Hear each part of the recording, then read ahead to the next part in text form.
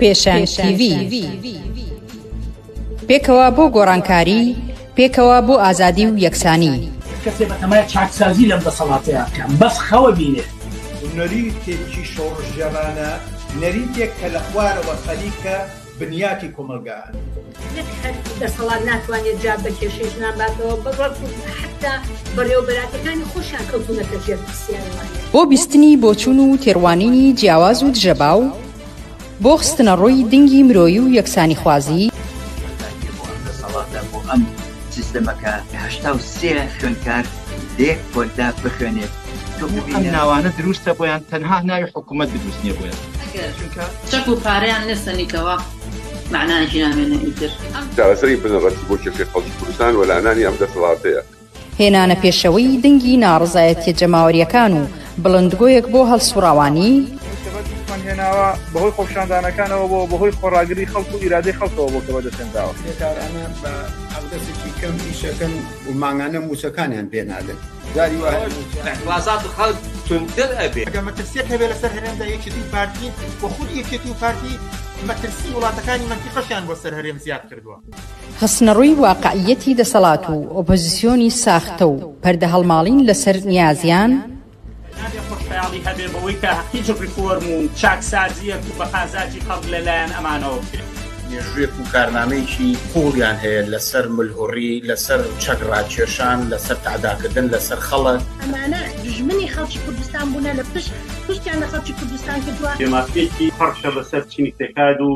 بەشە زۆرەکانی چینی کرێکار و هەموو کۆمەلگایە فەرزیان کردووە. بۆ تاو توێکردنی ئەو بابەتانەی کەمتر لە میدیاکانەوە دەبیسترێن، بەشێکی زۆری لە حیزبە چەپ و کۆمۆنیستەکانی دنیا و هەروەها بەشێک لە هەڵبژاردنەکانی ئەوروپا ناڕەزایەتیان دەربڕی وینەکانی تاوانی دروست کردووە و تاوان ئەنجاما دەسەڵاتی چەکداری میلیشیای حزبی میلیشیای لە کوردستان. خەڵک لەلایەکۆ قەویترە، سازمانی تەیار کردە، ڕادیکاڵترە. بۆ نیشاندانی ڕێگەی ڕزگاری خەڵکی، پێشەنگ TV هەموو ڕۆژانێکی چوارشەممان کاتژمێر 9 شەو بە کاتی کوردستان ڕاستەوخۆ پەخشی بەرنامەکانی دەکات. مەزار نابێ ئەو هەموو جەنەراڵە مقابایە لە ناو شارەکەی خۆیان بینێ بە ئەنواع و ئەشکال چەکی ئەسلحەی قورسەوە طەبیعیە بەلایەن. یەکەمین جارە لە کوردستان کرێکاران خۆیان دەستبەرن بۆ مەراسیم و چالاکی یەکیایە. شۆڕش تەنها ڕێگەیە، ئەوسانی خەڵک ڕاپەڕین و خۆشانی جەماوی تەنها ڕێگەیە کە ئەڵتەرنەتیڤێک دابینکە. لە فەیسبوک، یوتیوب، ئینستاگرام، تویتەر و تیکتۆک فۆلۆمان بکەن. بەرنامە و گرتە ڤیدیۆیەکان ببینن. پێشەنگ TV پێکەوە بۆ گۆڕانکاری، پێکەوە بۆ ئازادی و یەکسانی.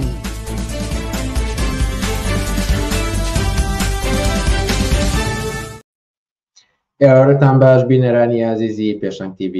بنان مستەفام و خۆشحاڵم بۆ چوارشەمەیەکتر دێمە وڵاتان بۆ پێشکەشکردنی پەخشی ڕاستەوخۆی بەرنامەکانی پێشەنگ TV. عزیزان، بەرنامەکانی ئەمڕۆمان سێتە وەرە. سەرەتا سەبارەت بە پەیوەندی نێوان حکوومەتی هەرێم و حکوومەتی بەغدا. جارێکی تر تەوری بەرنامەکانی ئەمڕۆمان و لەسەر دوایین پێشهاتەکان و دوایین ڕێکەوتنامەکان قسە و باسمان دەبێت. پاشان پرسیاری ئازادی و یەکسانی لە ڕوانگەی هەڵسوڕەوانی بزوتنەوەی یەکسانی خوازی ژنانەوە و بزوتنەوەی سۆسیالیستیەوە چی دەگەێنێت تەوری دوای بەرنامەکانمانە و ئەو مانگرتنە فراوان و ناڕەزاتی فراوانی لە ئیتاڵیا لە دوو ڕۆژی ڕابردوودا بینیومانە. تەوری سێمی بەرنامەکانمان دەبێت و بزانین چی گوزەراوە لەوێ. ئێوەش دەتوانین با پرسیار و سەرنج و تێبینیەکانتان بەشداری بکەن و ئەوەی لە کۆمنت دەیخەنە ڕوو ئاڕاستەی میوانانی بەرنامەکەی دەکەن.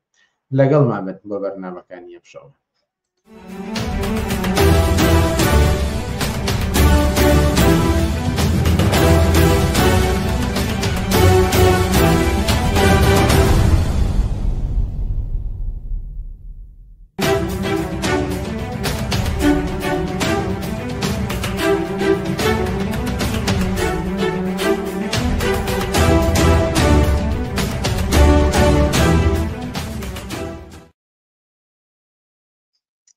بەڵێ بینەرانی عزیز، پەیوەندی نێوان دەسەڵاتدارانی هەرێم و بەغداد تەوەری یەکەمی ئەمڕۆمانە و دوایین پێشهاتەکان و ئەو بڕیارانە و ڕێکەوتنانەی دراون تاوتۆ دەکەین لەگەڵ خسرەوسایە سەرۆکی مەکتەبی سیاسی حزبی کۆمونیستی کرێکاری کوردستان. خسرەوسایە ئێوە باش و سپاس کە ئەمجارش لەگەڵمانیت. ئێوارێ ئێوە باش سپاس بۆ ئەم دەرفەتە و بۆ ئەم قسە و باس و بەرنامەیەم شەو. ڕاستەوخۆشمە سەر پرسیارەکان و لە دوایین پێشاتەکانەوە دەست پێ بکەم. یعنی سەرەتا هەڵبەت دەزانین و ئاشکرایە کە چەندین دانیشتنی نێوان وەفدی حکوومەتی هەرێم حکوومەتی بەغدا کراوە و زۆر کۆبوونەوە و ڕێکەوتن کراوە هەندێکی هەتا 24 کاتژمێری خان و یان کەمتریش. بەڵام ئەنجامەکانی کۆبوونەوەی ئیداری دەوڵەت و ڕازیکردنی کۆمپانیەکانی نەوت و سوودانی و حکوومەتەکەی ڕەزامەندی خۆی بۆ ڕێکەوتنێک دەربڕی کە بریتێل ئەویش بە ڕادەستکردنی نەوت لە بەرامبەر نردنی موچەی مانگی حەوتا بۆ هەرێمی کوردستان. هەروەها دەستگاکانی پارتیش ئەم ڕێکەوتنیان بە دەستکەوتێکی گەورە لە قەڵەمدا لە ڕاستای چارەسەربوونی کێشەکانی نێوان هەرێم و بەغدا. ئەمێدۆ پرسم کە چی شتێک ئێستا لەم ڕێکەوتنەدا تازەیە؟ ئەو هۆکارانە چین کە هەردوو حکوومەتی هەولێر و بەغدای گانۆتە ڕێکەوتنێکی لەم چەشنە؟ بەڵێ تەبعاً ئەم ڕێکەوتنەی کە هەردوو لا ڕایان گەیاندووە و بانگەشەی بۆکەن لە درێژەی هەرە و ڕێکەوتنەیە کە لە مانگی پێنجە بەسترا و دانی موچەی مانگی شەشی لێکەوتەوە. هۆکاری ئەوەی کە ئەو ڕێکەوتنی پێشوو نەیتوانی شوێن بگرێ ناڕزایەتی کۆمپانیەکان و دۆخێک کە لە نێو باڵەکانی شیعە سەری هەڵدا بوو. بە واتایتر ئەمەیە بڵێم ئەو شتێک کە تازەیە ئەوەیە کە ڕێکەوتنی نێوان هەرێم و بەغا ئەم جارە بۆ بە ڕێکەوتنێکی سێلایەنە کە کۆمپانیەکان شتیا بەشدارن. کۆمپانیەکان نەگوەکەوەی کە لایەنی مستەخدم بن لە دەرێنانی نەوتا، بەڵکو وەکو کۆمپانیای مساهم و بەرکەوتیان لە بەشی داهاتی نەوت و هەتا نەوتی خاوی هەرێمی کوردستانیان پێ بدرێ. هەرچەندە تا ئێستا ئەو ڕێکەوتنە لەلایەن کۆمپانیەکانەوە ئیمزا نەکراوە و هێشتا کێشەی ئەو قەرزانەی کە پێشووتر لە بینی کۆمپانیەکانی نەوت و هەرێمی کوردستانە بووە هیچ دەواازەیەک نییە. بەڵام ئەم ڕێکەوتنە پێمان ئەڵێن کە لەژێر کاریگەریەکانی دۆخی ناوچەکە و ئەو ڕووداوانەی کە بەتایبەتی لە نێو ماڵی شیعەدا لەژێر کاریگەری ڕووداوە ناوچەیەکانە ئەو هاوپەیمانەتەکانی تا هێناوە ڕوبڕووی ناکۆک و لەرزۆکی کردوتەوە. ناچار بوون کە هەردوو لا بچنە پای ئەوەی کە مل بدەن بە کۆمپانیەکان وەک تەرەفی سێهم لەم ڕێکەوتنەیە قبول بکەن و کێشەکە هەرچەند کاتیش بێ بەڵام ئەم دەرگا واڵاکەنەوە لەسەر ئەم ڕێکەوتنە. ئەمێ بڵێم کە ئەوەی کە وای کردووە هەم سوودانی ملبا و هەم پارتی ملبا بەوەی کە ئەم ڕێکەوتنە بێ و نەوت تەسلیم کرێ و کۆمپانیەکانش ڕازی بن لە سێبەریا. مەسەلەی ئەسلیەکە ئەوەیە کە وەکو وتم کە ئیترافی هاوپەیمانەتی شیعەکان ڕوبەڕووی هەڵبژاردننی داهاتوون و هەر لە ئێستاوە هەر لایەک هەوڵەدا تەحالوفاتی تازە پێک بێنێ بۆ ئەم لەم نێوەشدا هەوڵەکانیان بۆ ڕاکێشانی پارتی بۆ تەحالوفاتی داهاتوو مەسلەیەکە کە هەوڵی بۆدەن. سوودانی بڕیارە دیوایە کە هەم خۆی بێتەوە بە سەرۆک وەزیران و هەم ئەم جارە لە باتەوەی کە نوێنەری ئیتلافی شیعەکان بێ خۆی بلۆچێ بێ خۆی هێزێ بێ خۆی تەرەفێ بێ لە ئیدارەکردنی دەوڵەتی تازای عێراقا و هەم لایەنە شیعەکانیش لە نێو خۆیانە بەتایبەتی بە دوای ئەو شکستەی کە کۆماری ئیسلامی ڕوبەڕووی بۆ لە شەڕی بەرامبەر بە ئیسرائیل و ئەمریکایە و دەستبەرداربوونی هێزە هاوپەیمانەکانی لە عێراق و ناوچەکەیە ئەوانیش بۆ هاوپەیمانەتیە گەڕن. ئەوانیش ئەو پێکاتووی کە پێشتر بوویان بە ناوی ئیتلافی شیعەکان بە سەرۆکایەتی مالیکی و خەزعەلی و حەکیم و ئەوانی تر ئێستا بەردەم هەڵبۆشانەوە و لێکترازانە بە دڵنیاییەوە هەڵبژاردننی داهاتووی عێراق نەمۆقعی سوودانی نەمۆقعی پارتی نەمۆقعی هێزە شیعەکان لە شوێنی خۆی نایەڵێ هەڵوگۆڕیان بەسەردێ. سوودانی لەمبارەوە منتین مەسلەیەوە بوو کە وەکو خۆشی ڕایگەیان وتی من تەنها نەوت تەسلیمکەن ئیتر داهاتی ناوخۆ بەسە. سوودانی ئەوێ تەسلیمکردنی نەوت وە ملکەتکردنی پارتی و یەکێتی بۆی کە مل بۆ بڕیارەکانی دەوڵەتی مرکزی بن و دەسەڵاتی مرکز بگەڕێتەوە کوردستان و بۆ شێوەیە کە ئەو دەرگایە داخاکە چیتر ئەنجومەنی وەزیرانی هەرێم سەر بەخۆ بڕوە اتفاقات لەگەڵ کۆمپانیاکان و دەوڵەتانە بۆ ناردنە دەرەوەی نەوت و غاز بکە دابخە لەگەڵ ئەم خاڵەیە و پارتیش لەژێر فشاری مشکلاتی اقتصادی وەکو دەڵێن توشمان لە چەندین جار قەیرانێکی اقتصادی هەیە مشکلی دواکەوتنی 3 مانگ و چەندین موچەی ڕابردووی خەڵک ئەمە فشارێکی گەورەی کۆمەڵایەتیە لەسەر پارتی و یەکێتی و ترس و مەترسی ڕاپەڕین و هاتنەمەدانی خەڵگەیە بۆیە هەردوو لایەن پێویستیان بۆ بوو کام اتفاقا هەرچەند کاتیش بێ بەڵام لانی کەم ئەگەر بتوان موچەی مانگەکانی داهاتوو زامن نەکەن بەڵام دەرگایە بکەنەوە سەرەوەی کە موچەی مانگی حەو بدرێ و بەم شێوەیە ئەم ڕێکەوتنە بەرەنجامی ئەم دۆخەیە و وای کردووە کە هەموو لایەن پابند بن بە تایبەتیش کە کۆمپانیاکان لەم ڕێکەوتنیان موقعی مساهمیان هەیە یعنی بەشە نەوتیان بەرەکەوێ و خۆیان تەسەڕوفان بە حسەی خۆیانەوە بکەنەوە تا بیخەنە بازار و بۆ سەریکە خۆیانیانێ بیفرۆشن ئەمانە هەمووی وای کردووە کە ئەم ڕێکەوتنەی لێ سەوز ببێ و سەرانی پارتی و حکوومەتی عێراقیش بازەوە بکەن کە ئەمە ڕێکەوتنیکی مثبەتە و کێشەکان چارەسەرەکە و خۆشخەیاڵی بڵاوکەنەوە تا خەڵک لەو ناڕزایی تووڕێی هەیە پاشەکشە پێ بکەن. دەمێت لەسەرەوە ڕاوەستمەوەی کە بەرپرسانی حکوومەتی هەرێم بە دەستکەوتی ناوەبەن و باز دەکەن کە ڕێکەوتنی ئەم جارە دەستکەوتێکی وەهاشە کە دەتوانێت ببێتە بنەمایەک بۆ چارەسەری کێشەی موچەی شەژمانی ئایندەی موچە خۆرانی هەرێمی کوردستان. تا چەند ئەم قسانە ڕاستی تێدایە؟ ئایا ئەم ڕێکەوتنە دەتوانێت پایدار بێت وەکو ئەوانەی ڕابردوو نەبێت؟ بە بڕای من ئەم ڕێکەوتنە هێشتا معلوم نییە هەتا تاات وتویانە مانگی حوتی ژەنێرین وەزعی عێراق و پێگەی ئەحزابەکان پێگەی ئەحزابی ناسیۆنالیستی کورد پارتی ئەو وەزعیکە لە ناوچەکە هەوێ و کاریگەری لەسەر هاوکێشەی هێزە ناوخۆی کوردستانە هیچ شتێک پایداری نێشتەوە تا ئەم معلوم نییە کە مانگی حوتیش ئایا هەفتەی داهاتوو پارەکان نێرنیان ناینێرن خۆیان پروپاگەنداکەن وەکوتم ئامانجیشان لەم پروپاگەندە و ئەوەی کە هەر ڕێکەوتنێک بە دەستکەوت و بە پایدار و بە بناغەیەک بۆ ڕێکەوتنی داهاتوو بە بڕای من تەنها بۆ ئەوەیە کە خەڵکی ناڕازی کوردستان بە تایبەتی موچەخۆران لە چاوەڕوانیان ڕابگرن و ساردیانکەنەوە لە ناڕزایەتیەکانی خۆیان مشکلەی خەڵکی کوردستان ڕەبتی بە پەیوەندیەکانی نێوان هەرێم و بەغاو ئەو چوارچێوە دەسەڵات و حکوومەتی هەیە کە لە دوای ڕوخانی ڕژێمی بەعسەوە دامەزراوە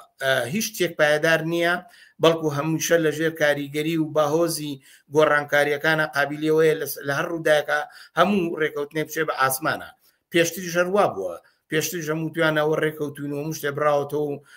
ئیتر هەموو وەزعەکە باشە بە پەیوەندیەکانی هەرێم و بەغا باشترە بێ من پێم وایە ئەم مەسەلێت تەنها دەستکەوتێکە بۆ حکوومەتی عێراق بۆ سوودانی خۆی کە ئێوچێتە ناو انتخاباتەوە بڵێ ئەوە دەستی ئەحزابی ناسیۆنالیستی کوردم بڕی لەوەی کە خۆیان بتوانن بە ئارەزوو سربەخۆ نەوت ئاودی وکەن نەوت بفرۆشن و گرێبەستی نەوت و غاز پێک بێنن ئێستا سوودانی توانیوێتی بە دەرەجێ ئەم دەرگایە داخە بەڵام ئەمەش دیسانەوە بە تایبەتی بە دوای هەڵبژاردنە لە ساڵی تازە و تەواوبوونی انتخابات و معلومبوونی جێگا و ڕێگای ئەحزابەکان لە لایەکی تریشەوە ئەو گۆڕانکاریانی کە لە ڕۆژهەڵاتی ناوڕاست و شەڕ لە غەزە و پەلامارەکانی ئیسرائیل و ئەو جێژاوی کە لە ناوچەکە پیشی هێناوە بە تایبەتی پێگەی کۆماری ئیسلامی ئێران کە وەکو تەرەفێک لە ناو عێراقا هێشتا بە نادیاری ماوەتەوە بۆیە هیچ ڕێکەوتنێ ناتوانێت پایدار بێت تانەت قابلیەتی ئەوە هەیە کە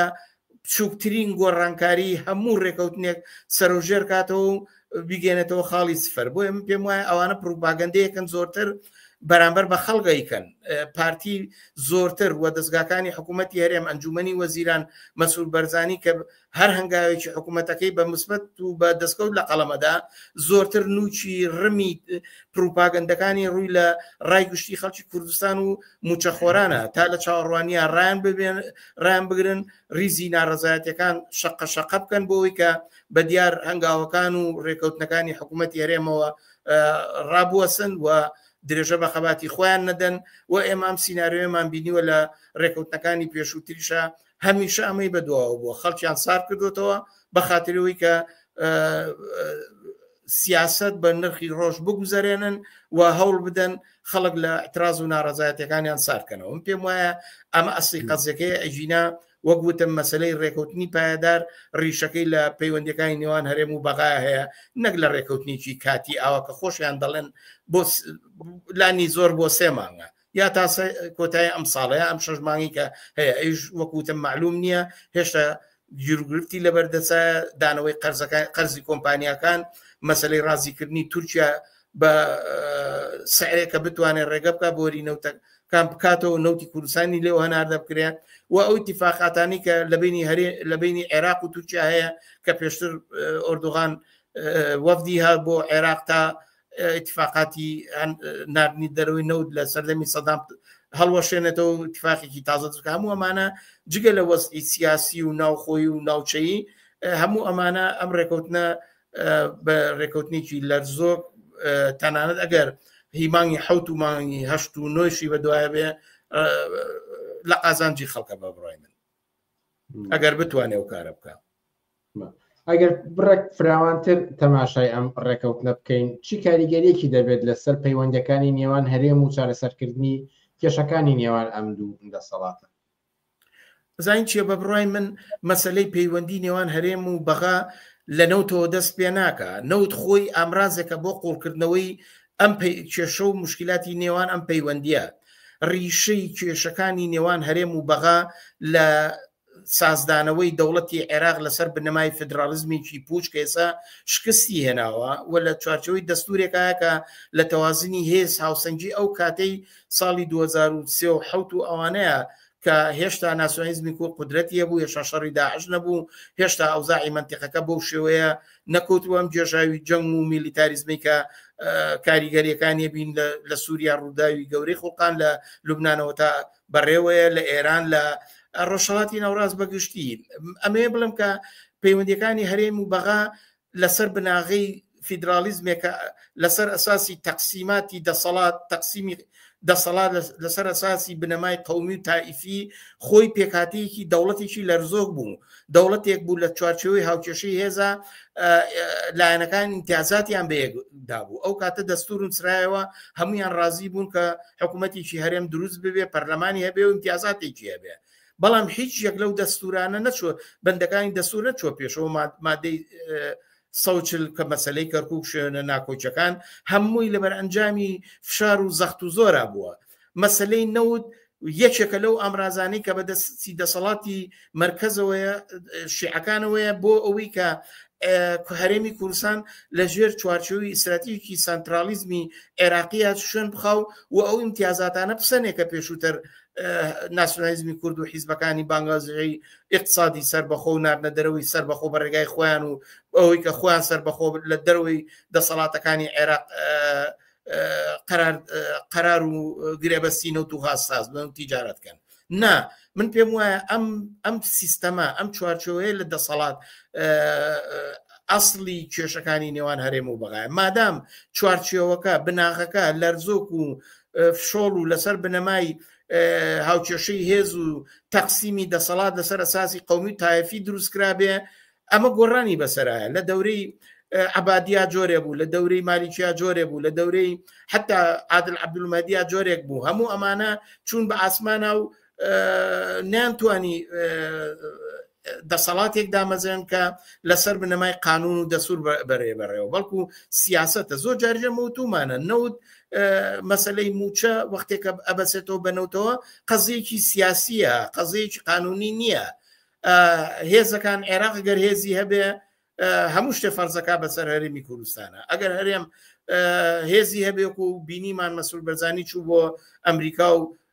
ئیتفاقی لەگەڵ کۆمپانیاکانە بۆ ناردە دەرەوەی غاز کرد بەڵام ئێستا هەموو ژێرپیان خاڵی کرد و خۆشیان باسی ناکەن باسی ئەو گرێ بەسە ناکەن کە بە دەستکەوتی گەورە و ئاوەدانی و خزمەتی هەرێم و عێراقەکە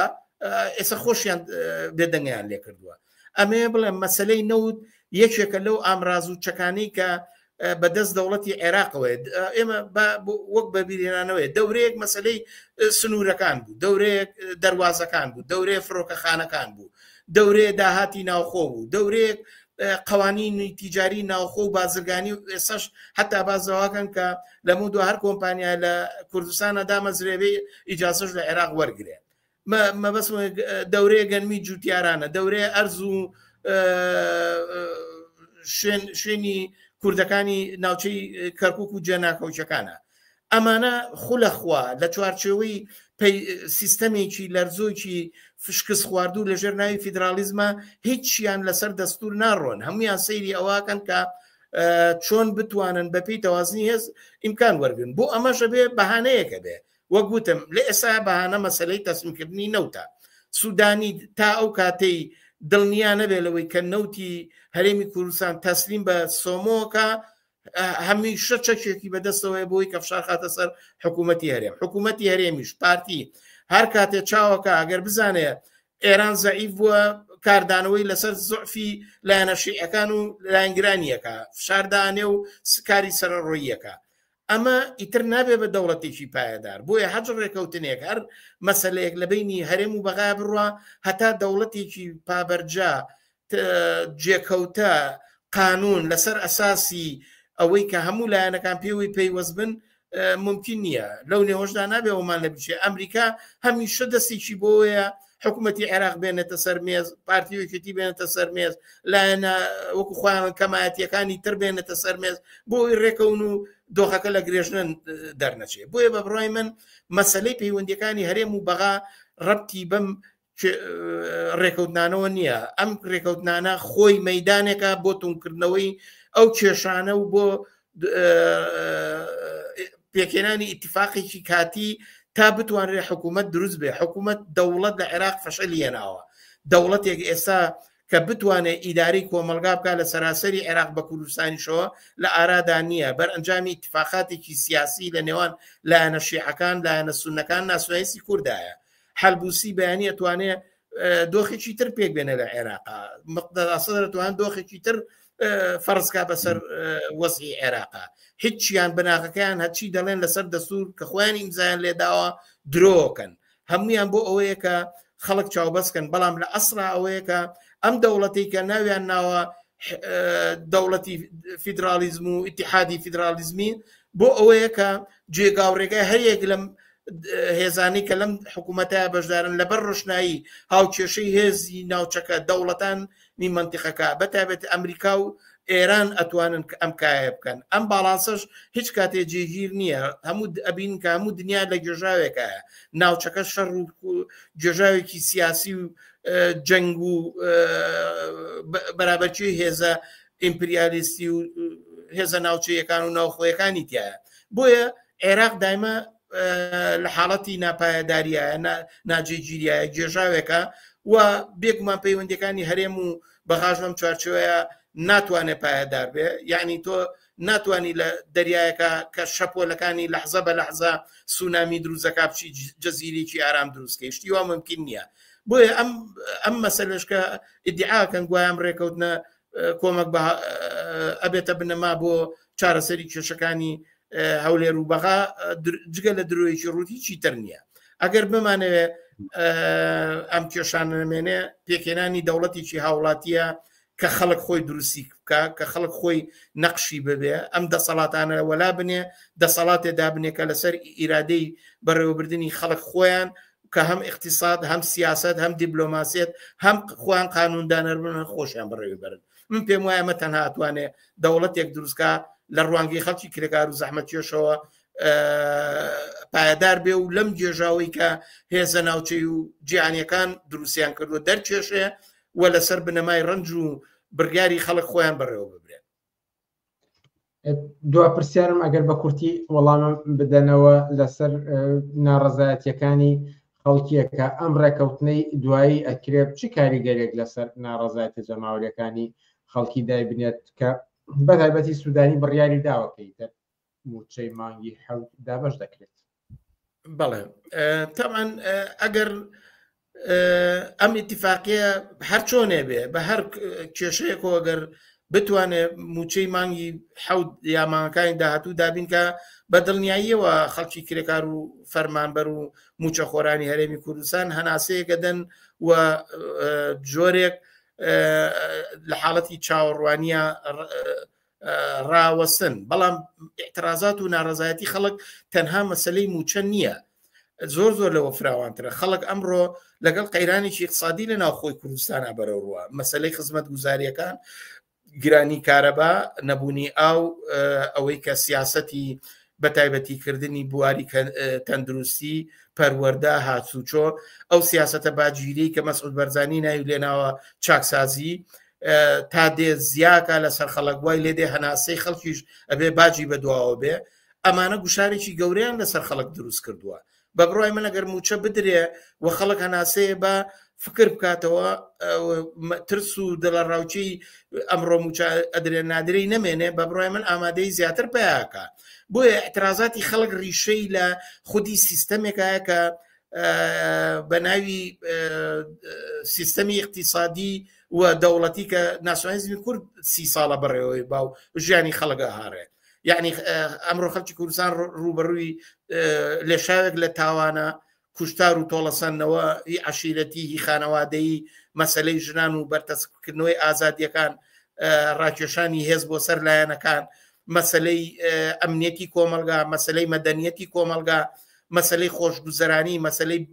مانەوەی هێزەکانی تورکیا لە هەرێمی کوردستان، زۆر مشکلات و مەسائلی تر هەیە کە خەڵکی کوردستان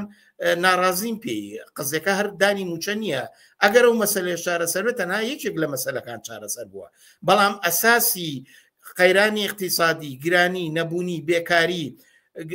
بێتەرەتانی، سەپاندنی باج و خەراجی لە ڕادەبەدەر، سەرکوت و مولهوڕی،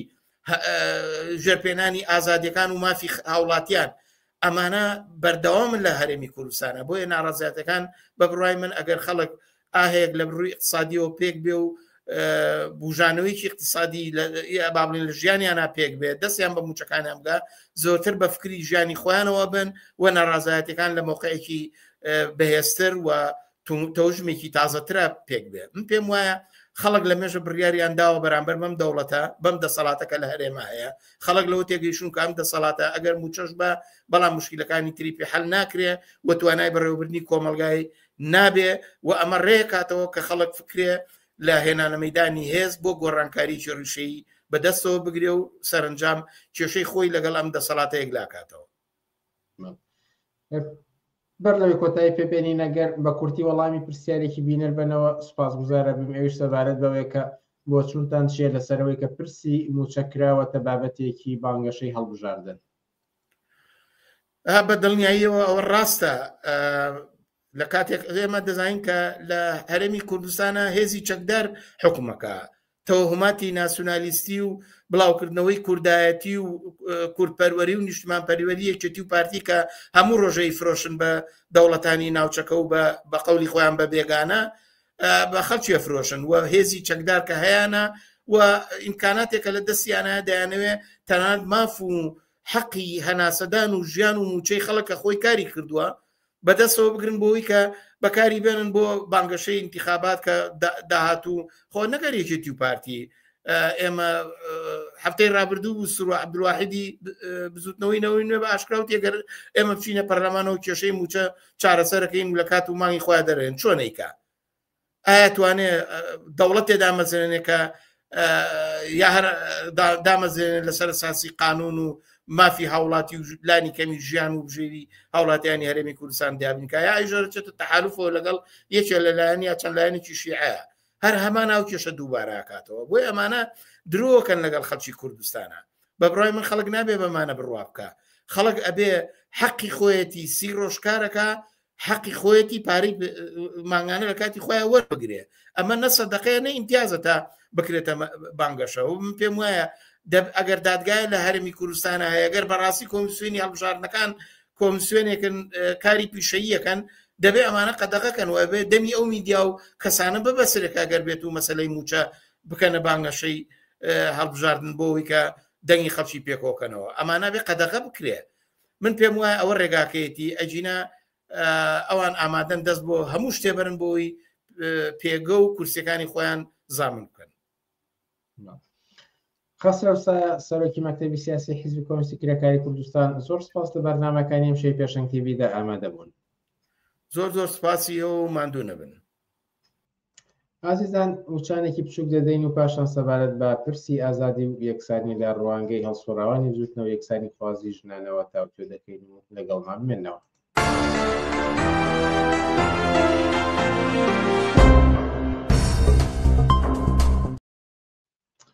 بەڵێ بیدرانی عزیز ڕاستەوخۆ بچینە سەر تەوەری دووەمی بەرنامەکانی ئەمڕۆمان ئەویش سەبارەت بە پرسی ئازادی و یەکسانی لە ڕوانگەی هەڵسوڕاوانی سۆسیالیستی و زوتنەوە یەکسانی خوازی ژنان و پیاوانەوە و ئەم بابەتشتەوە تۆ دەکەین لەگەڵ ئەندامی بۆردی ڕێکخراوی سەربەخۆی ژنان گەشا و ڕەحیم. گەشا و ڕەحیم ئەوەت باش و سپاس کا لەگەڵمانیت. ئێوارە ئێوە باش و زۆر سپاس بۆ ئەم چاپێککەوتنەتان. ڕاستەوخۆ لەو پرسیارەوە دەست پێ بکەم کە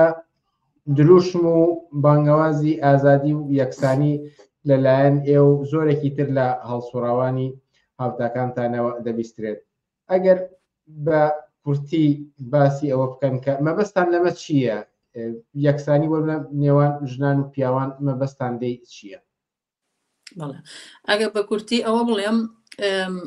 ئازادی و یەکسانی مانایەکی زۆر فراوانی هەیە. حتا تێگەیشتن لە ئازادی لە وچەنەسەری ئینسانەکانەوە فەرق ئەکات لەوەی کە ئازادی ئەکات لەوەی کە ئازادی بۆ ئینسانەکان چییە؟ ئینسان چۆنە بێ ئازاد؟ مەسەن ژن بە تایبەتی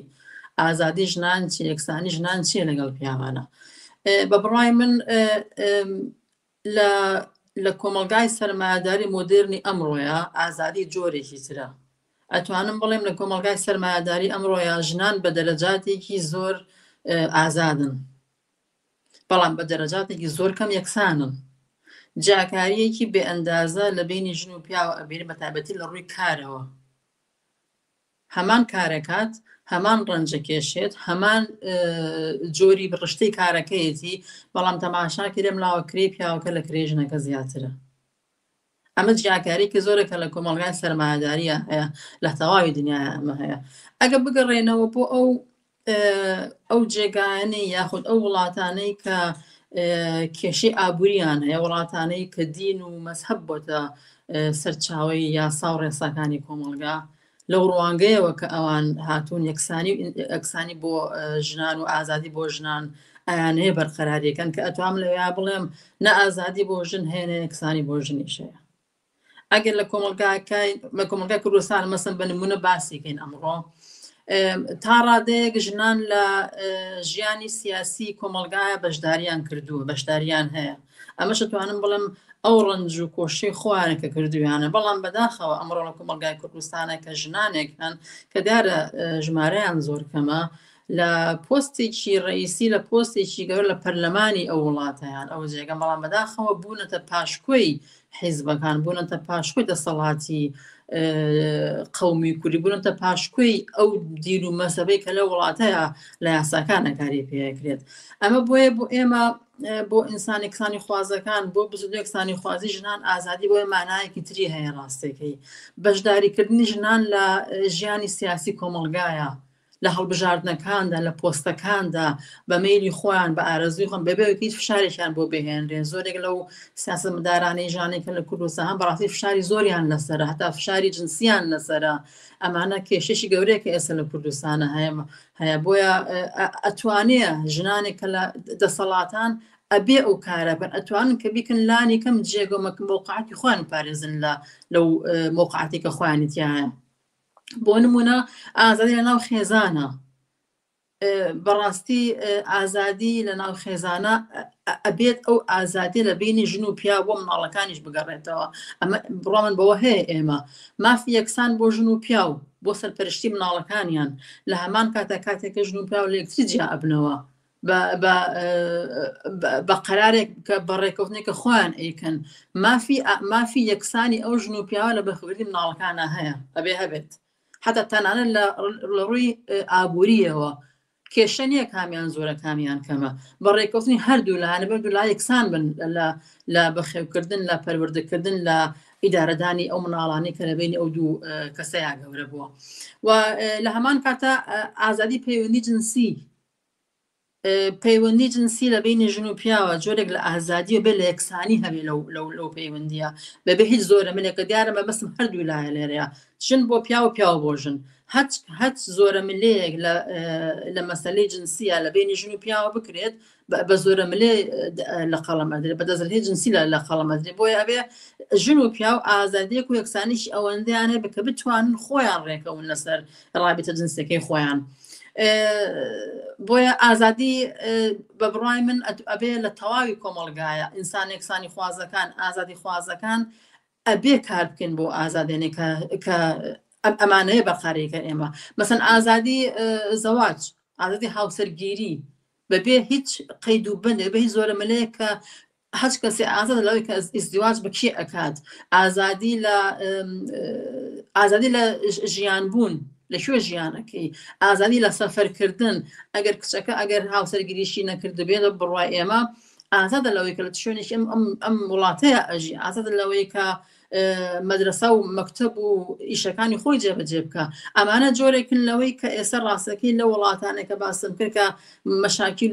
مەشاکیلی اقتصادیان هەیە کە بەتایبەتی لە وڵاتانەشی کە دین بۆتە منبعێکی ڕئیسی قانون و ڕسم و یاسای وڵاتەکان کە ئازادی و یەکسانی بۆ ژنان بەڕاستی لەو جێگانەیە ئەتوانم بڵێم هەر هیچ ئەهمیێتێکی نییە بۆ ژنان هەڵوەشانەوەی هەموو ئەو یاسانەی کە لەسەر بنەمای کولتوری و ناموسپەرستی ژن بە دەرەجە دوودا ئەنێت بۆ ئێمە پێمان وایە لە هەر جێگەیەکە ئەو کولتور و عاد و تەقالیدی کە پێیان وایە ژن دەرەجە دووە کە پێیان وایە ژن نابێ ئازاد بێت کە پێیان وایە ژن ئەبێ وابەستەی پیاو بێت ئێمە دژی ئەوانین ئێمە ئەمانەوێت ئەو یاسا و دەستور و قاونەی کە لە وڵاتە هەیە لە ڕێگەی دینەوە ئەبێت هەڵوەشێتەوە دین کاری خەسووسی ئینسانەکانە هەچ کەسێک هەز دینێکی هەیە هەچ کەسێک هەر جۆرێک جلێک ئەپۆشێ هەچ کەسێک لە هەر جۆرێک لە شوێنی وڵاتەیە ژیانەکات ئەمە ئازادی بێقەدوشێت ئینسانەکان خۆیانە بۆی ئێمەش وەکو ئینسانە ئازادی خواستەکان بزوتن یەکسانی خوازی ژنان ئەمانەوێت و خەبات بۆ ئەو ئەکەین کە ئەم ئازادەنە بۆ ژنان بەرقەرارێت لەسەر یەکسانی هەمەلایەنەی نێوان ژنان و پیاوان ئەمە لە وەڵامدا ئەوترێکامە ئیمکانی نییە لانێکم لە کۆمەڵگەیەکی وەکو کوردستاندا ئەمە ئیمکانی نییە ئەمە چۆنە یا بەشێ پرسم بەڕاستی ئیمکانی جێبەجێکردنی هەیە بە بڕای من هەمیشە یەکسانی ئینسانەکان جێبەجێ ئەتوانین بیکەین ئەوەیە کە کی ئەتوانێت ئەو کارە بکات و لە چش جێگەیەکە ئەو کارێکە تابەن لە هەر جێگەیەکە کە دەسەڵاتێکی سەرکوتگەر بوو کە دەسەڵاتێکی بەهەرحاڵ خۆی ڕێگەی خۆش کرد بۆ ئەوەی کە بە دەرەجەیەکەم کە دین ببێتە یاسای سەروەری کۆمەڵگا ئەتوانم بڵێم کەمێک سەختترە بۆ ئینسانەکان کە بتوان دەم لە ئازادی بگوتن هەرچەنە بزودن یەکسانی خوازی ژنان لە کوردستانە لە ساڵەکانی نەوەتەوە لە ئەخیری هەشتاکانەوە ئێمە هاتینە دەرەوە و دیفاعمان لە یەکسانی ژن و پیاوە کرد بەڕووی هەموو کۆنەپەرستێکی وڵاتە دەوڵەتە بووینەوە ئێمە نەخشمانە بۆ لەو کۆمەڵگایەوە تاریخێکمان لەو کۆمەڵگایە بۆیە بڕای من ئینسان ئەکرێت لە هەموو جێگەی ئازادی بەدەست بێنیت بەتابەتی لە وڵاتانی ئەوروپایە وەکوتم بە دەرەجاتێکی زۆر ژنان ئازادن بەڵام بەڕاستی یەکسان نین یەکسانەیەکی بێ ئەنداز یەکسانێکی بەرچاو یەکسانێکی زیان لە حەد کە لە هەموو کوچە و کەنارێکە ئەبیندەیە کە نایەکسانەیەکی ئەوەندە هەیە لە بینی ژن و پیاوە ئەتوانم زۆر بە ئاشکرام کە دیارە ئەمەشی تر ئەگەڕێتەوە بۆ ئەو نیزام و دەستور و یاسایی کە لەسەر حکومە هەمیشە نیزامی سەرمایەداری بە قازانج بەرژەوێنەکانی بۆمانەوەی دەسەڵاتی خۆی بۆ ئیسفادە زۆرەکە لە نایەکسانی ژن و پیا و ئیسفادە زۆرەکە لە کری کەم بە ژنەوە لە کری کەم بە پیاوان بۆیە بەجواب بە پرسیارەکەی ئێوە بەڵێ ئازادی یەکسانی ئەتوانێت لە هەموو کۆمەڵگایەکە بەرقەرار بێت ئەتوانێت لە هەموو جێگەیەکی ئەم دنیاە ئەتوانین کاری بۆ بکەین سەپاندنەکەی ئەتوانە بڵێم ئاسان نییە زەحمەتە بەڵام دیارە ئەمەش هیچ شتێک ممکن نییە لەوەی کە نەکرێت ئەمەش ڕەبتی بەوە هەیە کە ئایا یەکەم شتە پێش ناخوان بێنە مەیدان ژنان ئەبێ دەور و نەخشی ڕئیسی خۆیان لاوە ببینن کە ئازادی یەکسانی بەرقەرارکن بۆ خۆیان لە هەمان کاتە هەموو ئینسان یەکسانی خوازەکان ئازادی خوازەکان پیاوانی ئازادی خواست پیاوانی ئازادی خواست زۆر هەیە یەکسانی خواست زۆر هەن ئەمانە ئەبێت بین کار بکەین بۆ ئەمە خەبات بکەین بۆ ئەمە ئەم ڕێگەیە بەڕاستی سەختە ئاسان نییە بەڵام ممکن نییە لەوەی کە نەکرێت ئیمکانی هەیە کە بکرێت وەساوە سەرەوەی کە ئایا ئێمە چۆن ئەقدام بۆ ئەوکەین چۆن ڕێزەکانی خۆمان لێگرتووە ئەکەین چۆن پێکەوە کارەکەین چۆن خۆمان ڕێکخراوە ئەکەین چۆن ژنان بتوانن دەخاڵەتیان لە ئیدارەکردنی کۆمەلگایە هەبێت ئێمە بچین ناو کۆمەلگاوە لەناو خەڵک ئەبێ و کارە بکەین خەڵک ئەبێ بە دەری خۆمان خڕکەینەوە ژنان یەکەم کەس خۆمان ژنانی کە ئەبێ ئەو کارە بکەین و کە بتوانین ئازادی و یەکسانی بۆ ئینسانەکان بگەڕێنەوە یەکسانی تر لەسەر ئەو یەکسانی نێوان ژن و پیاوە ڕاوەستم کە ئەمە چۆن دەتوانرێت مەسەلەن ژن لەگەڵ پیاوە یەکسان بێ وەکو زۆر جار دەوتریاڵن ژن و پیاو ئەکرێت دادپەروەر بن لەگەڵ یەکدایان لە ڕووی یاساوە دادپەروەر بن نەوەکو یەکسان ڕەنگە یەکسانی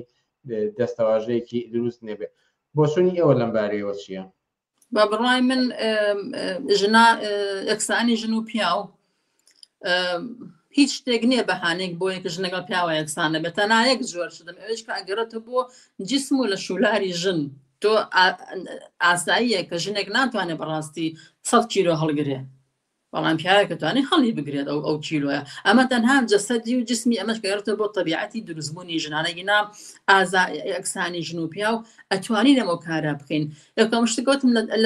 لە کۆمەلگایە ئەبێ لە کۆمەلگای بۆ نمونە لە ئیدارەکردنی کۆمەلگایە لە سیاست مەدارە لە قانونە لە خێزانە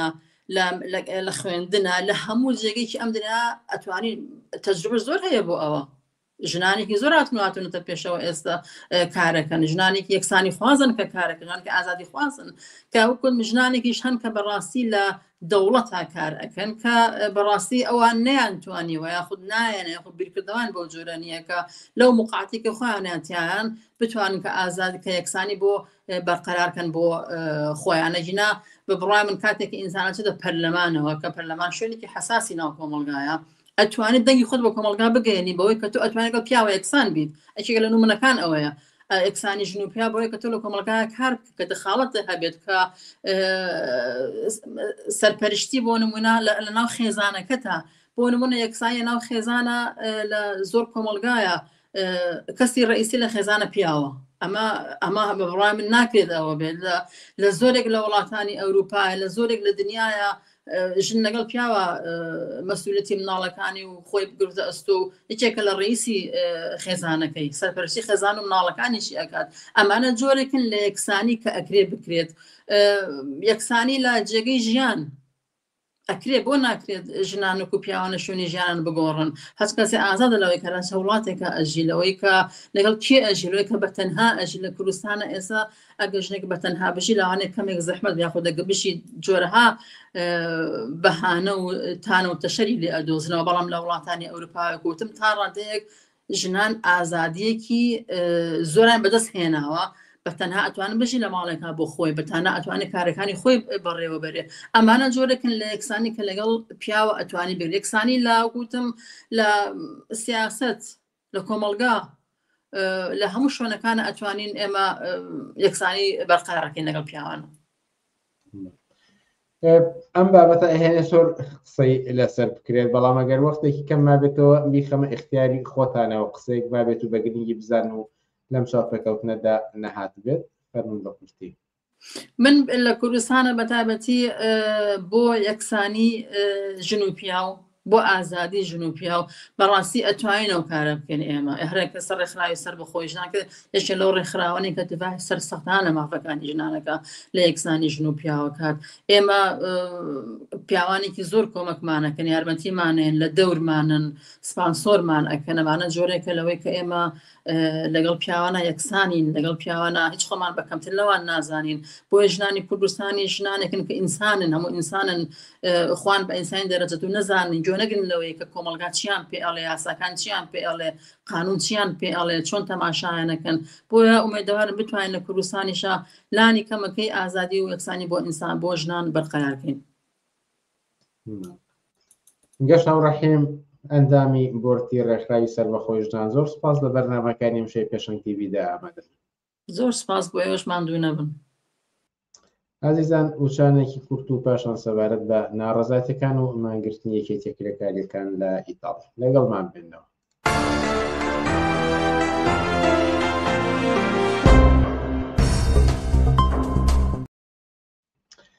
بەڵێ بینەرانی ئازیز لە دوو ڕۆژی ڕابردووەوە لە ئیتاڵیا کۆمەڵێ ناڕەزایەتی زۆر فراوان هاتنە مەیدانی جەماوەری مانگرتنی یەکێتیە کرێکاریەکان و زۆر ناڕازەتی دەربڕینی تر و هەروەها نیشاندانی هاوپشتی و هاوخەباتی لەگەڵ خەڵکی غەزدا. بزانین لە ئیتاڵیا چی گوزەراوە و لێرە بەدواوە ئەکرێت چیتر بێت و لە ئیتاڵیاوە ئێستا جەبار محەممەدمان لەگەڵدایە. جەبار محەممەد ئێوارت باش و سپاسکە لەگەڵمانیت. ئەگەر میوتی مایکەکەت لابەی سپاس گوزار دەبم. بەڵێ سپاس بۆ تۆ ئەم کاتت باش بنەرجان فەرموو. لە ئیتاڵیا چییە گوزەرەگەر خۆتان باسێکی بکەن یەکێتیە کرێکاریەکان و ئەم ناڕەزایەتی فراوانی کە لە دوێنێەوە دەیبینین چییە و چی بووە؟ هەڵبەتەوەی کە لە ئیتاڵیا ئەگوزرێ ئەوەیە لە باقی دنیا ئەگوزرێت تەزاهورات و ناڕزایەتیەکی فراوان دش بە قەتل و عامکردنی خەڵکی غەزا لە فەڵەستین لەلایەن حکومەتی ئیرهابی ئیسرائیلەوە. ئەمە بۆ خەڵکی دنیا قبول نییە و بۆ خەڵکی ئیتالیاش قبول نییە. خەڵکی ئیتالیا زۆر دەمێکە دەیان و سەدان تەزاهورات و مانگرتنی جۆراوجۆری بەستووە لە هەموو با بڵێن تەزاوراتی یەکی ئایار لە مناسەباتەکانی خۆیان لە کۆبوونەوەکانی خۆیان عەلەمی فەڵەستینی و پاڵپشتی بۆ خەڵکی فەڵەستین دش بە حکومەتی ئیسرائیلیان هەڵگرتووە. بەڵام ئەم جارە دەنگی زیاتر بە شێوەیەکی ڕێکخراوتر کە ئیتیحادیە و ئیتیحادیەی با بڵێن ئیتیحادیە کرێکارەکان نیقابە کرێکاریە گەورەکان لەگەڵ نیقابەی خوێندکاران و مامۆستایان و باقی فئەکانی تر کە ڕێکخراوی با بڵێن ڕێکخراوە مەدەنیەکان هەروە بێتەوە ڕێکخراوە چەپ و کۆمۆنیستەکان بە دەرەجەی یەکەمیش کە دەوریان هەیە. ئەمانە لە بە شێوەیەکی منەظەم یعنی ئەمە عەفەوی نەبووە، کۆبوونەوەی و جەساتی زۆر بۆ کراوە تا توانیویانە لە ڕۆژێکی وەکو ڕۆژی دووشەم هەموو بێنە سەرجادە و اعتراز بکەن بەرامبەر بە سیاسەتی ئیسرائیل لە هەمان کاتە بەرامبەر بە حکومەتی ئیتالیاش کە حکومەتێکە کە هەتا ئێستا لە شان بەشانی حکومەتی ئیسرائیل خەڵکی ئیتالیا بە شەریکی دەزانێت یەک چەکی بۆ دەنێرێت هەروە بێتەوە ئیدانەی ناکە دان بە حکومەتێکی مستەقلی فەڵەستین ناهێنێ هەروە بێتەوە بودجە و پارێکی زۆریش سەرفەکە بۆ چەک و تەقەمەنی کە ئیتالیا سێم دەوڵەتە لە عالەمە پاڵپشتی خەڵکی تەقەمەنی بە ئیسرائیلە فرۆشێ. ئەمە لە کاتێکایە خەڵکی ئیتالیا کە ڕۆژ بە ڕۆژ حەقدەسەکانیان ڕوو لە کەمیە چێت بێکاری زیادەکە پارە لە خەستەخانەکان پێویستیان بە دکتۆر و موظفین و کادری فەنی و ئەمانە هەیە کە پاریان لێ پارە بۆ تەوزیف ناکرێن پاریان بۆ سەرف ناکرێ مەدارسەکان حتا گەشتوتە و حدەی کە گەرمی قاع و شوێنی قوتابیان کە بێبەشن لە گەرمی و ئاوهەوایەکی دروستە و بێجگەلەوە پارە سەرف ناکرێ بۆ ئەوانەی کە کەسانی ئەکادیمین کە ئەبحاسەکەن هەروە بێتەوە بە هەموو شێوەیەک پارە لە چنگی با بڵێن لە خەڵک ئەسەنەوە بە خاتریەوەی بتوانن هێزی چەکداری پێ تەقوێت بکەن و هێزە چەکداریەکەشەوەیە ئەیدەن بە ئیسرائیل و کە ئەبێتە هۆی قەتل و عامکردنی خەڵکی فەڵەستین. ئەمە جێگای ناڕەزایەتێکی گەورە بووە لەبەرەوەی ڕۆژ نییە خەڵکی ئیتالیا ئەم تەناقوزە نەبینێت کاتێکە دانیشەیە کە نانەخوا لە کاتی ناخواردن کە سێری تەلڤیزۆنەکەن و ئەو هەموو ئەخبارە ناخۆشا بینن لەلایەکەوە ئەبینن کە چۆن ئەو خەڵکە شوێنی ژیانیان نییە کوشتارێکی بێوێنە عەدەدێکی زۆر بێحەد لە مناڵان کوژراوە کە ئەمە بۆ خەڵکی ئەوروپا و بۆ خەڵکی ئیتالیا جێگای نەفرەتە و خەڵک ناتوانێت حتا وەکو بڵێ خواردن و ئیسراحەتێک بە دڵێکی ڕەحەت و بە مێشکێکی سافەوە بتوانێت ئیدامە بە ڕۆژی خۆی بدە. ئەمە وای کردووە کە ناڕەزایەتی زۆر بەربەڵاو بێت. ئەم ناڕەزایەتیە بە هەوڵی با بڵین ئیتیحادیەکەلەسەرەوە بپرسم کە خۆشت وەک چۆن لە سەرەتا وتت کە دەیان و سەدان جۆر لە خۆپیشاندار و ناڕەزایەتی کراوە و هەروەکو بەشی باقی جیهان لە ئیتاڵیاش کراوە، بەڵام ئەمەی لە دووشەمەوە بووە و یەکجار ئەم دەنگە فراوانەی ناوەتۆ لە سەرتاسەری جیهان و یەکێتە کرێکاریەکان مانگرتنیان ڕاگەیانەوە. بۆچی ئێستا با بڵین بەم ئاستە فراوانترین گەورەترە هاتوون و چەندێک پەیوەندی بەو هەواڵەوە هەیە کە ئیتاڵیا بڕیاری داوەدان بە دەوڵەتی فەڵەستین دانەنێت؟ حتما دیارە ڕئیس وزەرای ئیتاڵیا جۆرجە میلۆنی زۆر دەمێکە ئەمانە پاڵپشتی سیاسەتەکانی ئەمریکا و ئیسرائیل بوونە. خەڵک ئەمەی زانیوە، یعنی خەڵک بۆی دەرکەوتووە کە ئەم حکومەتە حکومەتێکی ڕاستگۆ نییە لەگەڵ خەڵکی ئیتاڵیایە. لە کاتێکە باس لە چەک و تەقەمەنی و کڕین و بودجەی زیادەکە لە کاتێکە خەڵک زیاتر بێکار و بێکارترێ بێت، فەقیرترێ بێت، مەعاشی کەمترێ بێت. ئەمە زۆر ناڕەزایەتی دروست کردووە، زۆر ناڕەحەتی بۆ خەڵکی ئیتاڵی دروست کردووە. بێجگە لە سیاسەتە ڕاستڕەوەکانی کە مەسەڵەن وەزیرێکی ئیتاڵی کە دەچێت بۆ ئیسرائیل و تەوقە لەگەڵ نەتانیاهۆ کا و ئەروە بێتەوە دان بە حکومەتی شەرعی ئیسرائیل دانا و ئەمانە هەمووی کارێکە کە جێگای خەڵکی ناڕەزایەتی خەڵکە لە لایەکیشەوە ئەبینن کە هەموو دنیا هاتووەتە پای ئەوەی دان بە دەوڵەتی فەڵەستین بنێن، دان بەوە بنێن کە فەڵەستین مافی هەیە بە دەوڵەتێک لە دوای ئەو هەموو ساڵە لە مەجزەرە و لە کوشتار و لە بێحقوقی و لە دەربەدەری و لە نەهامەتیەکە ئەو خەڵکە هەیەتی. بۆیە دەوڵەتە گەورەکانی وەکو فەڕەنسا و ئیسپانیا و باقی شوێنەکانی تر کامانە هاتوونە دانی پێن و کاتێکیش سێری ئیتالیا ئەکەن بۆ خەڵک قبول نییە، خەڵک خۆی بە خەڵکی ئیتالیا خۆی بەکەمتر لە فەڕەنسی و لە ئیسپانی و باقی شوێنەکانی تری ئەوروپا بەکەمتر نازانێ. بۆیە ئەمە جێگای نیگەرانی گەورەیە و رابطەیەکی گەورەش لە بینی ئیتیحادیە ئەوروپیەکان هەیە، نیقابە ئەوروپیەکان هەیە، هەروە بێتەوە لە بینی خوێندکاران و موسەقەفین و ئینسان دۆست و ڕێکخراوی جەماوەری و حرەکەی چەپ و کۆمونیستی و ئەمانە هەمووی وای کردووە کە خەڵک زۆر تووڕەتر بێتە مەیدانەوە. هات ڕۆژی کە دووشەمشکە هەڵیان بژارد کە زیاتر لە 80 شاری ئیتالیا خۆپیشاندانەکە بوو، لە 80 شارە خۆپیشاندانی گەورە لە شاری میلانۆ، لە ڕۆما، لە ڤێنێسیا، لە ناپۆلی، حتا بابڵین لە میلانۆت بوو شەڕی دەستەویەخە لەما بینی خۆپیشاندەران و بابڵین پۆلیسەکە بۆ مای ئەوەی کە نێزێک 60 کەس لە خەڵکو لە پۆلیس و ئەمانە بریندار بکرێن. ئەمە ڕقوبێزارێکی زۆری دروست کردووە لە نەفسی کاتشا کە ئەم تەزاهوراتانە کە کراوە بووەتە ئەوەی کە ڕێگاوبان تعتیل بووە، قیتارەکان ڕاوەستاوە، پاسەکان ڕاوەستاوە، هەروە بێتەوە میناەکان گرتراوە. ئەمە کارێکی وای کردووە کە سەدایەکی زۆر گەورەی هەبووە لە ئاستی هەم لە ناوخۆی ئیتالیا و هەم لە هینیش لە دەرەوە بابڵین لە ئەوروپا و لە عالەمیش. بەڵام ئەم خۆپیشاندانە یەک سیمایەکی هەیە زۆر سەرنجڕاکێشە بۆ یەکەم جارە کە قوتابیان گەنجانێکی زۆر هاتوونەتە سەرجادە. زۆر دەمێک بوو ئیتالیا وڵاتێکی خامۆش بووە زیاتر وەکەوەی کە وڵاتێکی ئەوها بە هەزارەها خەڵک ئەوها بێتە مەیدانەوە. بۆیە خەڵکی کاتێک کە تەزاوڕیان کردووە خۆشبەخت بوونە، وەرانیان وتووە، سوورودی شۆڕژگێڕانیان وتووە، پاڵپشتی بەدەنگی بەرز پاڵپشتیان بۆ خەڵکی فەڵەستین نیشانداوە. ئەمە مای زۆر زۆر خۆشحاڵی خەڵکی ئیتالیا بووە کە لە هەموو کۆمەڵێکا باسیەکەن گەنجان پڕشە و شەوق بوونە، کچان و ژنان و ئەمانە لە هەمان کات شاک با بڵین هەروەکو لە سەرتا و باسشم کرد ئەمە تەزاوڕاتێکی خۆڕستی نەبووە، کاری بۆ کراوە لە مابینی ئیتیحادیەکان، لە مابینی با بڵین ڕێکخراوە جۆرا و جۆرەکان، لە مابینی ڕێکخراوە چەپەکان. ئەمە کارێکە کە هەر جارێک ئەم ڕێکخراوانە یەکگرتوو بن کاری گەورە و عەزیم دێتە پێشە. لێرە بە دواوە چی خۆپیشاندان و ناڕەزایەتی و مانگرتنە گەورەکانی تر کۆتاییان دێدیان ئەکرێت ئیدامیان بێت؟ من پێم وایە شتێک هەیە چارەسەر نەکراوە ئەوەیە کە قەزیەی فەڵەستینە و قەتل و عامکردنی خەڵکی فەڵەستینە ئەم کارا بێ ڕابوەسترێت ئەوە تا لە ئیتالیاوە بە باخیرە خواردن و کۆمەک ئەنێردرێت بۆ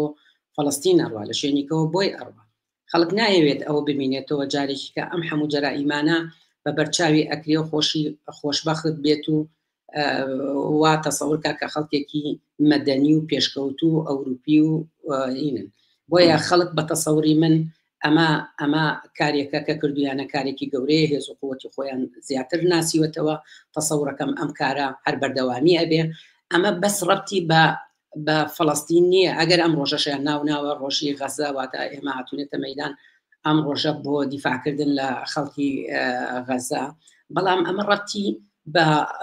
ژیان و گوزەرانی خەڵکی ئیتالیش هەیە ژیان و گوزەرانی کرێکاران باش نییە مامۆستایان وەسییان باش نییە تەوزیف کەمترە بێ بودجە و بودجەکان زیادەکە هەروە بێتەوە ئەمە بووە مای ئەوەی کە خەڵک بێتاقەت بێ لەم هەڵوو مەرجە ئەمانە یەک سلسلە تەظاهورات و خۆپشاندانی بەدواوە ئەبێ تەسەورەکەم ئەبعادی ئەمە لە هەڵوو مەرجی حرەکەی ڕادیکال و پێشکەوت و نیقابە و اتحادیەکان هەیە کە چەند لە ئاستێکی نەک ئیتالیا کە هەوڵ بدەن لە دەرەوەی ئیتالیاش لە ئەوروپا چۆن ببێتە حرەکەیەکی جەماوەری گەورە کە بتوانێت تەسیراتی عمیقی هەبێ لەسەر سیاسەتەکانی حکوومەتەکانیان و ئەم کوشت و کوشتارەی کە لە خەڵکی فەڵەستین شەکرێ. دو پرسیارم سەبارەت بۆیە کە چیوانەیەکی ئەبێت بۆ هەڵسوڕاوانی بزوتنەوەی ناڕەزایەتە جەماوەریەکان و کرێکاران لە کوردستان بە تایبەتی کە باست کراوانی ئەم جارە خۆڕسەکنە بووە و ڕێکخراوتر بووە و کاری زیاتری بۆ کراوە و هەماهەنگی زیاتر لە نێوان یەکێتێک کرێکاریەکان و هەڵسوڕاوان کراوە. هەڵسوڕاوانی ناڕەزایەتە جەماوەریەکانی کوردستان دەتوانن چی دەرسێک لەم هاتنە مەیدان و مانگرتنە فراوانی ئیتاڵیا وەربگرن؟ ئەتوانن تەجروبەیەکی زۆر گەورەیان لە بەرچاو بێ تەجروبەکەش ئەوەیە کاری خۆڕسکی ئەنجامی نییە کاری ڕێکخراوەی و ئیتیحادی یەکگرتووی هەروە بێتەوە بە پلان داواکاریەکان و مەتاڵبەکانیان چی بێ هەروە بێتەوە مامۆستایان و قوتابیان دەبێ لە نزیک کرێکاران بن کە حەق و حقوقیان با بڵێن لێزەوت کراوە کرێکارانە بێ پاڵپشتی مامۆستایان و قوتابیان بن کە هەڵومەرجی ژیانی خوێندنیان بەرەو خراپی چووە مەعاشیان نییە ئەمە کارێکە ئەتوانرێت تەنیا بە هاوکاری یەکتر و هەروەها دەوری هەر حزبێک و ڕێکخراوەکان زۆر زۆر گرنگە ئەلێرە وەکو باسم کرد حرەکەی چەپ و کۆمونیستەکان دەورێکی زۆر گەورەیە نەبووە یوادارم لە کوردستان و لە عێراق و لە شوێنەکانی تر کۆمونیستەکان زۆر دەورێکی با بڵێن جدی بجێڕن لەم حرەکە ئوفقێکی زیاتر ڕادیکالتر ئینسانیتر کە بتوانن ئامانجەکانیان لە مەتاڵبی بچوک بچوک هەر نەهێڵنەوە گەورەتر بێر وەکو وتم مەسەلەکە تەنیا غەزە نییە مەسەلەکە ڕەبتی بە هەڵومەرجی ژیانی خەڵکی ئیتالیا هەیە ئینسانیت مهمە خەڵک قبول نابێ قبولکەم پێم باشە حتا خەڵکی کوردستان کە دەرەچنە دەرەوە تەظاهوراتەکان عالەمی فەڵەستین و پاڵپشتی بۆ خەڵکی فەڵەستین لە ڕووی ئینسانیە و بەرزی بکەنەوە خەڵکی ئیتالیا کاتێککە دێت تەظاهوراتەکە پاڵپشتی بۆ حەماس ناکات پاڵپشتی بۆ تیرۆریزمی نەدەوڵەتیەکە نە ئیسلامی نە هیچ تیرۆریستێکە خەڵکی لێرە زۆر ئینسانانە دێنە پێشەوە کە ئینسان کەرامەت و حرمەت و ژیانی ئینسان ڕێزی هەیە ئەبێ پارێزراو بێ ئیهانەی پێ نەکرێن نەکوژرێ برسی نەکرێ محتاج نەبێ ئەبێ ژیان و شوێنی ژیانی ئامن بێ ئەبێ ئەم شتەن نەکات لە فەڵەستین نەکرێ لە هیچ شوێنێکی دنیاە ئەمە نەکرێ ئینسانە بێ محتەرەمانە بژێ معاشی هەبێ هەروە بێتەوە ڕێگاوبانی باش بێ سەحەتی باش بێ هەروە بێتەوە خەستەخانە و پەیوەندیە کۆمەڵایەتیەکانی نەبێتە مای ئەوەی کە بتوانێت ژیانی لێتێک بدا لەبەر نەبوونی ببێتەوەی کە محتاج بێ ئینسان نابێ بپاڕێتەوە نابێت داوا لەم ڕئیس و لەو حکوومەت و لەمە بکات کە چەند قەرارێک لە دەمی ئەوانەوە دەرەچێ ئەبێ ئەمە ببێتەوەی کە بە حەقی خۆیان بزان و بێنە مەیدانەوە. جەبار محەممەد لە ئیتالیاوە زۆر سپاس بۆم دەرفەتەی پێدان و لە بەرنامەکانی وشەی پێشنگ تیڤیدا ئامادە بوو. سپاس بۆ تۆ بنەرجان بۆ بینەران و جێگرانی بەرنامەکەشت قوربانی تۆ بم کاتێکی خۆش. ئازیزان هەر لێرەشدا دێینە کۆتایی بەرنامەکانی ئەم هەفتەیەمان و تا هەفتەی ئایندە کاتێک خۆش بۆ هەموو لایەک و هەرشاد و سەرکەوتوو.